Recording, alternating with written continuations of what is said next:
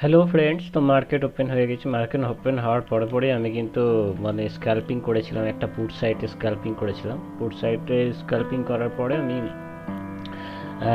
যখনই ওটা ছোট একটা স্ক্যাল্পিং করি, পরে আমি যখন মার্কেট ওপরের দিকের জন্য ডাব্লু বানাই আর কি, তখন আমি এখানে কিন্তু একটা কল সাইডে নিয়ে নিই এবং আমি টোটাল আজকে একটা ভালো প্রফিট বুক করেছি। দেখুন, 15,000 টাকার মতো প্রফিট বুক করেছি। তো এখানে আমি একটাই পুট সাইডে নিয়েছিলাম, বাকি সব কল সাইডে ছিল।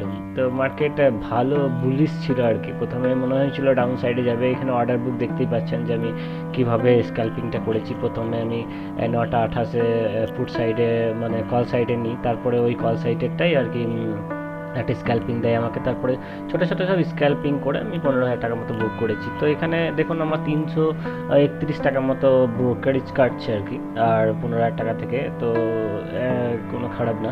তো এখানে একটা ভালো মার্কেট আজকে ছিল, সেই জন্য আমি এখানে ভালো একটা প্রফিট বুক করতে পেরেছি। এবং এখানে মার্কেটে নিতে খুব একটা যে ক্রিটিক্যাল ছিল সেটা ছিল না, এবং মার্কেট ট্রেন্ডই ছিল, সেই জন্য একটা ভালো প্রফিট বুক করা হয়েছে।